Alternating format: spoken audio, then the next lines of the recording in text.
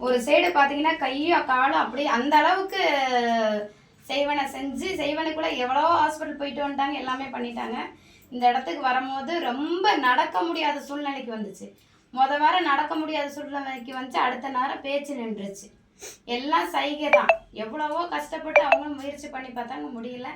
போன வாரம் நம்ம கருப்பை அருளை இறங்கி கருப்பனையோட திருநீர் உள்ளுக்கு இறங்கியுமே அவங்க எவ்வளோ தெளிவாக இங்கே வந்துருவங்களுக்கு தெரியும் அவங்க எந்த அளவுக்கு பேச கஷ்டப்பட்டாங்கன்னு, எவ்வளோ தெளிவாக பேசுகிறாங்கன்னு அவங்ககிட்டே கேட்பேன். இப்போ வந்து எனக்கு எந்த பிரச்சனையும் இல்லை. வந்துட்டு போன அடுத்த நாளே எனக்கு நல்லா இருக்கு. நம்ம நம்பி வந்து எல்லாமே இருக்கு. வெளியில போய் பார்த்ததும் எனக்கு அந்த மாதிரி ஒரு மன திருப்தியே கிடையாது. இங்க வந்து முதல் நாளே வந்து மனசு ரொம்ப திருப்தியா இருந்துச்சு.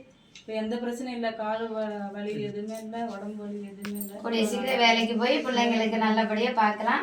இந்த இடமும் நல்லபடியாக, ஏன்னா சின்னதுலேயே இவங்க சந்தோஷத்தை இழந்துட்டாங்க. எல்லாமே ரொம்ப அதாவது இந்த அம்மாவோட பாடுதான் எல்லாமே. வாழ்க்கை தொலைச்சி பிள்ளைங்களை படிக்க வச்சு இந்த நிலைக்கு கொண்டுட்டு வந்தது பெரிய விஷயம். ஒரு பொண்ணு இருந்து பண்ணி பையன் 11வது படிக்கிறான். நீ எத்தனாவது படிக்கிறேன்? 8வது படிக்கிறான் பையன். இன்னும் அவங்க காலில் நின்று தான். அப்போ திடீர்னு இந்த மாதிரின்னா அந்த பிள்ளைங்களை பார்க்குறதுக்கு யார் இருக்குது? அந்த காலத்தில் பெத்த பிள்ளையே பார்க்குறதுக்கு ரொம்ப சிரமப்படுறாங்க. அது பெத்த பிள்ளையும் பார்த்து அவங்களையும் பார்க்க எவ்வளோ கஷ்டம் அந்த தாய்க்கு. இனி அவங்க எனக்கு ரொம்ப என்ன ஆசைன்னா, அந்த அம்மா வேலைக்கு போய் அந்த குழந்தைங்களை நல்லபடியாக பார்த்துக்கணும். அந்த இடமும் நல்ல இடத்துக்கு விற்று அந்த குழந்தைங்களுக்கு உண்டானதை இப்போவே செஞ்சிடணும். ஏன்னா இப்போவே எவ்வளவோ போராட்டத்தில் மீறி தான் வந்திருக்காங்க. உயிர் போகிற கண்டிஷன். அவங்க அண்ணனும் பார்த்தீங்கன்னா செய்வன கோளாறுல தான் இறந்தே போயிட்டாரு. தன்னைத்தானே என்ன பண்ணுறதுன்னு தெரியாமல் விளையாட்டுக்கு போட்ட தூக்கு நிஜமாவே ஆயிடுச்சு. அவங்களுக்கு ரெட்டை குழந்தைங்க. இப்போ அவரோட ஆத்மாவும் ரொம்ப சீரழிஞ்சிட்டு இருக்கு அந்த இடத்துல.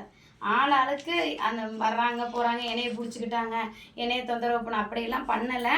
அவங்களோட சொல்ல முடியாத சூழ்நிலையில் இருக்கிறனால யாருக்கிட்டையும் அவங்கள கூடிய சீக்கிரம் நாங்கள் அழைச்சி அவங்களோட குறை என்னங்கிறத நாங்கள் கேட்குறோம். சரிம்மா.